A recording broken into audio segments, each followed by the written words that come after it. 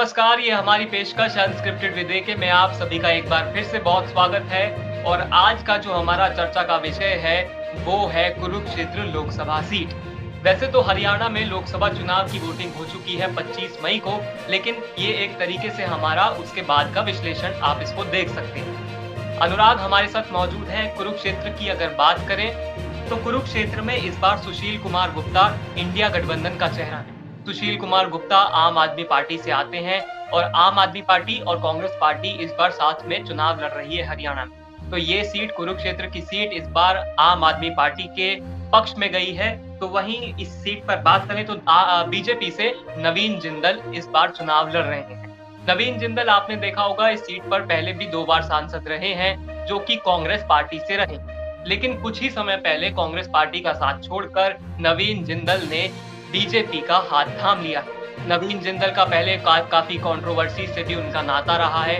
Colgate scam की अगर बात करें तो उसमें उनका नाम सामने हमें याद आता है। अनुराग आपका बहुत स्वागत है। और हाँ, एक और बात हम बता दें कि अभय चौटाला जो कि इनेलो से हैं, INLD इंडियन नेशनल लोकदल से इस मुकाबले को त्रिकोणीय बना रहे हैं। अनुराग, इस सीट को लेकर आपका क्या विश्लेषण है? आप वहीं पर मौजूद थे कुरुक्षेत्र में वोटिंग वाले दिन, क्या माहौल दिखा? दर्शकों को बताइए। देखिए, कुरुक्षेत्र लोकसभा सीट है जो आज हरियाणा की सबसे हॉट सीट बन चुकी है। क्योंकि जब से अभय चौटाला ने अपना इनेलो की तरफ से खुद को उम्मीदवार घोषित किया, तो ये मामला महज़ पहले इंडिया गठबंधन और भाजपा के टक्कर था।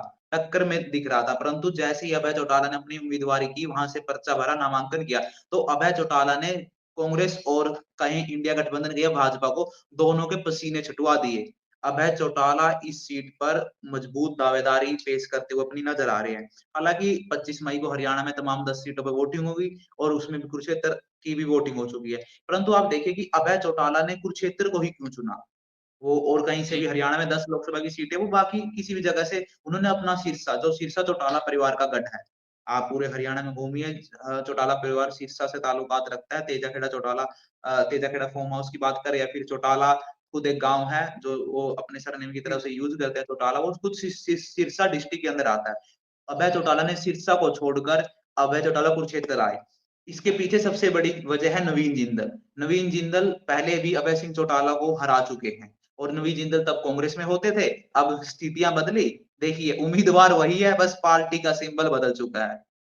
कहीं न तो कहीं अभय अनुराग, अब चौटाला जैसे जैसे हमने देखा कि किसानों के मुद्दे को लेकर वहाँ पे कुरुक्षेत्र में काफ़ी बीजेपी के खिलाफ में जाता हुआ माहौल दिखा। कहीं न कहीं लेकिन फिर जब नवीन जिंदल जैसे ही उन्होंने बीजेपी जॉइन करी, क्या लोगों के दिमाग में अभी भी यही है कि हमारे पहले 2 बार कांग्रेस से सांसद रह चुके हैं, तो क्या नवीन जिंदल के पक्ष में इस बार बीजेपी के पक्ष में वो नवीन जिंदल जाते हुए दिखाई दे सकते हैं? देखिए, पहले जब नवीन जिंदल कुरुक्षेत्र से 2 बार सांसद रह चुके हैं, वो तब कांग्रेस का दौर जी। था, कांग्रेस की लहर थी और ऐसी बात नहीं कि नवीन जिंदल ने कुरुक्षेत्र लोकसभा में काम नहीं की। उन्होंने क बहुत अच्छे काम किया कुरुक्षेत्र लोकसभा में, परंतु जो किसानों की भावना है, हरियाणा प्रदेश कृषि प्रधान प्रदेश है, जो हरियाणा के किसानों की भावना है, वो अगर नवीन जिंदल कांग्रेस में होते तो निश्चित रूप से कांग्रेस में टिकट मिलता, कांग्रेस में होते तो वो जीत जाते कुरुक्षेत्र लोकसभा सीट से, परंतु वो भाजपा में चले गए हैं। उनके जो भी हित रहे, जो भी उनका निजी स्वार्थ रहा या फिर निजी कुछ बातचीत रही, उनके कारण वो भाजपा में चले गए। और आप देखिए 2014 में भाजपा 2014 में कुरुक्षेत्र से जीती, 2019 के लोकसभा चुनाव में भी भाजपा, जो वर्तमान में हरियाणा के मुख्यमंत्री हैं नायब सिंह सैनी, वो 2019 हुआ। में लोकसभा का चुनाव उन्होंने जीता, कुरुक्षेत्र से ही जीता। और इस बार भाजपा के खिलाफ कांग्रेस, इंडिया गठबंधन की बात करें, अभय चौटाला दोनों मैदान में हैं। तो भाजपा के पास इस बार हैट्रिक लगाने का मौका है, वहीं इस बार क्या कांग्रेस उसे रोकने में सफल होगी? ये भी कांग्रेस की साख इस बार कुरुक्षेत्र लोकसभा में दांव पे लगी हुई है। क्योंकि जब से अभय चौटाला ने इस चीज़ को बिल्कुल, इस खेल को बिगाड़ने का काम किया है। जितनी सीटों पे कांग्रेस ने आरोप लगाया कि अभय चौटाला तो बीजेपी की बी टीम है, वो वोट काटने के लिए इस सीट से चुनाव लड़ रहे हैं। क्योंकि कुरुक्षेत्र लोकसभा सीट में किसानों का अच्छा खासा वोट बैंक है और कहें कि बिल्कुल अनुराग, जाटलैंड किसानों की अगर बात की जाए तो अभय चौटाला पूरे जब किसान आंदोलन चल रहा था, उस दौरान भी किसानों की बहुत माँग उठाते हुए दिखाई दी है। तो इस क्या मुकाबले को त्रिकोणीय बना रहे हैं? क्या अभय चौटाला के जीतने के भी कोई आसार हैं? देखिए, मेरा जहाँ तक मानना है कि अभय चौटाला दोनों उम्मीदवारों में सबसे नंबर 1 पहले स्थान पर है। भले ही वो इस सीट को जीते या नहीं जीते, क्योंकि जहां हम के आम आदमी पार्टी का और कांग्रेस का वोट बैंक दोनों मिल चुका है। वहीं अभय चौटाला एक तीसरे मुहाने पर खड़े हैं, एक तरफ बीजेपी का वोट बैंक है। और मैं आपको पहले ही कह दूं कि जितने भी किसान वर्ग के हैं, फिर जाट वर्ग का वोट बैंक, वो भाजपा को कभी शिफ्ट नहीं होगा। वो शिफ्ट हो चुका है अभय चौटाला को, और कुछ शिफ्ट हो चुका है इंडिया अलायंस को। तो जो भाजपा को वोट मिलेगा वो जाट या फिर अदर क्लास का वोट मिलेगा। जाट का वोट भाजपा को नहीं जाएगा, क्योंकि जाट पहले से ही भाजपा से नाराज है। 2016 का जाट आंदोलन की बात करें, 2020 के हम किसान आंदोलन की बात करें, तो कुरुक्षेत्र लोकसभा सीट में अभय चौटाला के आने से जो समीकरण एकदम से बदल चुके हैं, क्योंकि किसी को भी उम्मीद नहीं थी कि अभय चौटाला कुरुक्षेत्र से चुनाव लड़ेंगे। और एक अहम बात, कुरुक्षेत्र सीट से अभय चौटाला से पहले उनके बेटे अर्जुन चौटाला भी इस सीट पर चुनाव लड़ चुके हैं। उन्हें महज 60,000 वोट मिले थे इस सीट पर, महज 60,000 वोट। अभय जी चौटाला अनुराग। इसलिए भी कुरुक्षेत्र का या फिर हरियाणा में फेमस है, क्योंकि वो खेती किसानी के मुद्दे को लेकर विधानसभा में बिल्कुल मुखर होकर बोलते हैं। वो किसानों के लिए हमेशा अड़े रहते हैं, क्योंकि देवीलाल की छवि हरियाणा में सबसे बड़े किसान नेता की छवि के रूप में उभर कर आए। वो अपने आप को देवीलाल का की तरह कहते हैं, क्योंकि एक वक्त था जब 2019 के विधानसभा चुनाव थे, तो हरियाणा के लोगों की एक आशा दुष्यंत चौटाला में थी कि उन्हें देवीलाल दुष्यंत चौटाला के अंदर दिख रहा था। क्योंकि जब जिस प्रकार 2019 के विधानसभा बाद भाजपा के साथ जजपा का गठजोड़ हुआ, तो सभी किसान वर्ग उनसे नाराज हुआ, और वो भावना अभय चौटाला के प्रति सिमट चुकी है। और वहीं एक बात कहता हूँ मैं आपके, गुरनाम सिंह चौधरी जो भारतीय किसान यूनियन चुडूनी के अध्यक्ष हैं, तो उन्होंने भी अभय चौटाला को समर्थन दे रखा है। वो खुद अभय चौटाला के लिए वोट मांग रहे हैं गाँव-गाँव जाकर। और कुरुक्षेत्र का जो इलाका है, वहाँ पर गुरनाम सिंह चुडूनी या फिर भारतीय किसान यूनियन चुडूनी का भी अच्छा खासा एक बहुत अच्छा प्रभाव है, दबदबा कह लीजिए, एक अच्छा दबदबा है। तो कहीं न कहीं जो किसानों का वोट बैंक है, किसानों का वोट बैंक अभय को शिफ्ट हो रहा है, और सुशील गुप्ता के लिए चुनौती है। सुशील, मुझे नहीं लग रहा कि सुशील गुप्ता कुरुक्षेत्र से जीत पाएँगे। जीत अभय जी चौटाला की होगी, जीत अभय चौटाला जी की होगी, मेरा ये मानना है। अनुराग, हमने देखा कि कांग्रेस पार्टी ने इस बार अपने मैनिफेस्टो में एमएसपी की लिखित गारंटी कॉन्स्टिट्यूशन में लाने का वादा किया है। तो क्या किसानों का जो रुख है वो इंडिया गठबंधन की तरफ जा सकता है? क्योंकि इंडिया गठबंधन ने वादा किया है, कांग्रेस पार्टी ने वादा किया कि हम एमएसपी की लिखित गारंटी आपको दिलवाएँगे। तो वैसे देखा जाए अनुराग, तो अगर हम देखें तो जब सरकार मतलब जब पार्टियाँ सरकार बन जाती हैं, तब उनके लिए एमएसपी की जो माँग है वो कहीं धूमिल हो जाती है, लेकिन जब विपक्ष में आते हैं, तो उनके लिए एमएसपी एक मुख्य मुद्दा बनने लगता है। देखिए, जब भी किसी भी पार्टी की सरकार सत्ता में होती है, तो किसान उनके लिए आतंकवादी या फिर देशद्रोही हो जाते हैं, अगर वो अपनी माँगों को लेकर प्रदर्शन करते हैं। वहीं अगर विपक्ष में किसी पार्टी होती है, विपक्ष में पार्टी, तो किसान उनके भाई हो जाते हैं। कांग्रेस वही पार्टी है जिसने एमएसपी को लेकर जब कानून बनाने की बात आई थी, स्वामीनाथन की सिफारिशों को लागू करने के बाद, तो कांग्रेस ने बिल्कुल हलफनामा दायर करके उस चीज़ को नकार दिया था। आज वही कांग्रेस अपने मैनिफेस्टो में एमएसपी की गारंटी कानून बनाने के लिए लेकर आई है। परंतु देखिए, हरियाणा में जो कांग्रेस है, मैंने आपको पिछली वीडियो में बताया था कि हरियाणा में कांग्रेस मतलब कांग्रेस पार्टी नहीं, हुड्डा कांग्रेस से हुड्डा नहीं, हुड्डा से कांग्रेस है हरियाणा में। तो हरियाणा के लोग हुड्डा पर विश्वास रखते हैं कांग्रेस से ज़्यादा। क्योंकि जब हुड्डा की सरकार 2004 से लेकर 2014 तक हुड्डा हरियाणा के मुख्यमंत्री थे, तो उन्होंने किसानों के हित में बहुत कार्य की। तो वही किसानों के हित में और अपने समाज के हित में हुड्डा की छवि जो ऐसी है, जो कभी भी धूमिल नहीं हो सकती। हुड्डा को आप देखिए, वर्तमान में कांग्रेस के पास 30 एमएलए हैं। हरियाणा के अंदर 30 में से 27 एमएलए आज हुड्डा के पक्ष में है, जो हमेशा हुड्डा के साथ रहते हैं। और हरियाणा में कांग्रेस की गुटबाजी भी मुख्य मुद्दा है। हम ब हरियाणा में एक एसआरके, बॉलीवुड का एक फेमस शब्द है एसआरके, जिसे शाहरुख खान कहते हैं, परंतु हरियाणा में भी एक एसआरके है, जिसे सुरजेवाला, किरण चौधरी और कुमारी सैलजा कहते हैं। तो ये 3 जी, गुट, 3 बड़े लीडर एक तरफ है, जो सीधा आला कमान की बात मानते हैं, और एक तरफ है हुड्डा, भूपेंद्र सिंह हुड्डा, हुड्डा गुट। तो हुड्डा गुट की सीधी टक्कर होती है आला कमान से। और जबकि रणदीप जी, सिंह सुरजेवाला, कुमारी सैलजा और किरण चौधरी, ये आला कमान से डायरेक्ट कॉन्टैक्ट करती है। इनका अपने क्षेत्र में प्रभाव है। मैं आपको बता दूँ कि कैथल, जींद और कुरुक्षेत्र का जो इलाका है, इसके अंदर रणदीप सिंह सुरजेवाला का काफ़ी प्रभाव है। और रणदीप सिंह सुरजेवाला यहाँ पर एक्टिव भी हैं। वहीं हम बात करें रोहतक, हिसार, झज्जर, महेंद्रगढ़, अगर हम उस तरफ बात करें, तो वहाँ भूपेंद्र सिंह हुड्डा का बहुत बड़ा प्रभाव है।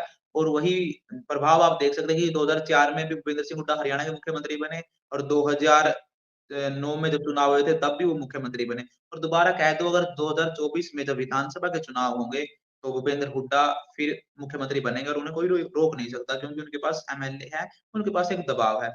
वहीं बात एमएसपी को लेकर, जब किसान अपनी एमएसपी की बात करते हैं, तो तमाम पार्टियाँ उन्हें वादा ही करते हैं। किसानों को अभी तक एमएसपी कोई कानून तो मिला नहीं। अभय चौटाला जी, लगता है क्योंकि किसानों के हित में है, क्योंकि किसानों ने अब देख लिया 2020 के किसान आंदोलन में जिस प्रकार अभय चौटाला ने किसानों की आवाज़ उठाई। कोई व्यक्ति देखिए भले ही उन्होंने अपने राजनीतिक स्वार्थ में एमएलए के पद से इस्तीफा दिया, परंतु हरियाणा के अंदर 90 एमएलए थे। 90 में से एकमात्र अभय सिंह चौटाला थे जिन्होंने इस्तीफा देकर दोबारा उपचुनाव हुआ और उपचुनाव में वो जीत कर सामने आए। जी। वही मैंने अनुराग तो इसीलिए कहा क्योंकि हम देखते हैं जब भी सरकार बनती है किसी की केंद्र में, तो उनके लिए किसान जो है वो आतंकवादी हो जाते हैं। जब वो विपक्ष में होते हैं, तो किसान उनके भाई हो जाते हैं, उनके लिए अन्नदाता बन जाते हैं। क्योंकि हमने देखा कि नरेंद्र मोदी प्रधानमंत्री नरेंद्र मोदी भी जब 2014 से पहले एक मुख्यमंत्री थे सिर्फ़ गुजरात के, तब वो चिट्ठी लिखकर कहा करते थे कि एमएसपी की कानूनी गारंटी किसानों को दी जाए। लेकिन जब 2014 के बाद उनकी सरकार बनी, कई बार किसानों ने आंदोलन भी किए, आज भी किसान आंदोलनरत हैं, भले ही वो टीवी मीडिया से या फिर अखबारों से वो खबरें गायब हो गई हैं। लेकिन आज भी किसान आंदोलनरत हैं और वो एमएसपी की माँग कर रहे हैं। इसीलिए मैंने ये मुद्दा उठाया। देखिए आज 29 मई आज हमारे चौधरी साहब चौधरी स्वर्गीय चौधरी चरण सिंह की पुण्यतिथि है और आज किसान घाट पर मैं सुबह देख रहा था जयंत चौधरी भी गए और देश के उपराष्ट्रपति श्रीमान जगदीप धनखड़ भी वहां गए परंतु प्रधान सेवक जी आज भी वहां जाकर किसान घाट पर जाकर हमारे चौधरी साहब को श्रद्धांजलि नहीं दे सके और बात करते हैं किसानों की कल्पना कीजिए। जयंत चौधरी तो कहते हैं मुझे तो प्रधानमंत्री नरेंद्र मोदी में चौधरी चरण सिंह साहब की छवि दिखती है। देखिए, जयंत चौधरी को दिख रहा है क्योंकि जयंत चौधरी का एनडीए के साथ गठबंधन हो चुका है। किसानों को थोड़ी प्रधानमंत्री नरेंद्र मोदी में चरण सिंह दिख रहा है। देखिए, मेरा मानना है कि आप भले ही आप किसी पार्टी के अध्यक्ष हो, आपकी एक विचारधारा होती है, आपका कुछ स्वार्थ होता है, आपकी कुछ सुविधा के अनुरूप आप अपनी राजनीति करते हैं। आप उस पार्टी का मुखिया आप ही तय करोगे कि आपको किसके साथ गठबंधन करना है, किससे तोड़ना है, उसमें कोई दिक्कत नहीं है। वो आपकी पार्टी आप स्वयं तय करें। परंतु जिस प्रकार आप चौधरी चरण सिंह महज़ जयंत चौधरी के दादाजी नहीं है, वो पूरे किसान वर्ग की एक आशा है, एक उम्मीद है, एक विचार है। तो चौधरी साहब पूरे किसान वर्ग के हैं, वो हमारे भी हैं, सबके हैं, पूरे देश के। जिस प्रकार हमारे चौधरी साहब की तुलना एक ऐसे व्यक्ति से की जाती है, जिसके हृदय में किसानों के प्रति दया का भाव नहीं है। तो मेरा मानना है कि ऐसे व्यक्ति से तो हमारे चौधरी साहब की तुलना बिल्कुल नहीं की जानी चाहिए। ये उनका अपमान है हमारे चौधरी साहब का। आप किनसे तुलना करें? वो भी संसद में खड़े हो गए। जो व्यक्ति संसद के अंदर पूर्व प्रधानमंत्री चौधरी चरण सिंह की फ़ोटो है, वो एक बार फूल चढ़ाने गए हैं प्रधान सेवक जी चौधरी चरण सिंह की मूर्ति के आगे मात्र एक बार फूल चढ़ाने और वह बार-बार उसी फ़ोटो को पोस्ट करते हैं जब चरण सिंह की पुण्यतिथि आती है या फिर उनकी बर्थ एनिवर्सरी आती है उसपे, बार-बार उसी फ़ोटो को ट्वीट करते हैं। चौधरी अजीत बिल्कुल सिंह, अनुराग। स्वर्गीय चौधरी अजीत सिंह ने भी उनकी एक वीडियो खूब वायरल होती है स्वर्गीय चौधरी अजीत सिंह की, जिसमें वो कहते हैं कि ये आपके प्रधान सेवक तो हमारे चौधरी साहब को फूल चढ़ाने भी नहीं आते हैं, क्या किसानी की बात करेंगे। तो हरियाणा में जो किसानी का मुद्दा है वो यूपी की तरह हरियाणा में भी काफ़ी प्रभाव डालता है। और हरियाणा के अंदर कुरुक्षेत्र लोकसभा सीट इनेलो की एकमात्र सीट आएगी मेरे को लग रहा है हरियाणा में वो कुरुक्षेत्र ही होगी, इसके अलावा इनेलो का कोई अब जनाधार नहीं बचा क्योंकि ओपी चौटाला अब उम्र हो चुकी है उनकी, वो इतने एक्टिव नहीं है अभी राजनीति में, स्वास्थ्य को लेकर भी उनका स्वास्थ्य थोड़ा काफ़ी खराब रहता है, तो वो प्रचार भी नहीं कर रहे इस बार। जी अनुराग। यहीं पे बात करें तो 2004 और 2009 की बात कर लें तो नवीन जिंदल इस सीट पर पहले 2 बार सांसद रहे हैं। इसके अलावा ओम प्रकाश जिंदल जो कि उनके पिता हैं 1996 में इसी सीट पर सांसद बने। और इसी के अलावा 2014 में राजकुमार सैनी बीजेपी के यहाँ से चुनाव जीते, तो वहीं 2019 में वर्तमान में हरियाणा के मुख्यमंत्री नायाब सिंह सैनी ने अर्जुन चौटाला जो कि अभय चौटाला के बेटे हैं, उनको चुनाव में हराया और इंडियन नेशनल कांग्रेस के निर्मल सिंह को भी चुनाव में शिकस्त दी। अनुराग, किसानों के अलावा और क्या मुद्दे देखते हैं आप जो इस समय जनता के बीच उठाए जा रहे हैं? देखिए, हरियाणा में बात करें फिर कुरुक्षेत्र लोकसभा में आता है तो बेरोज़गारी। किसानी खेती के बाद दूसरा मुद्दा है बेरोज़गारी का। बच्चे अपने प्रदेश को छोड़कर विदेशों में स्टडी वीज़ा लेकर वहाँ पर जा रहे हैं। तो बेरोज़गारी हरियाणा के अंदर बेरोज़गारी नंबर 1 हरियाणा को बेरोज़गारी ऐसे में क्षेत्रों में इन्होंने भेजा जा रहा है बना जहाँ दिया पे है, जो जो युद्ध वर्तमान ग्रस्त में हैं। हरियाणा के अंदर सरकार है। देखिए, बच्चे क्या करें? बच्चों को भाई अपना घर भी चलाना है, अपना बिना पैसे के तो किसी का गुज़ारा नहीं होता। अब किसी के बाप के पास 1 एकड़, 2 एकड़ ज़मीन है, तो हमारे यहाँ बच्चे उस ज़मीन को बेचकर विदेश में जा रहे हैं क्योंकि 1 एकड़, 2 एकड़ में क्या कर लेगा बच्चा?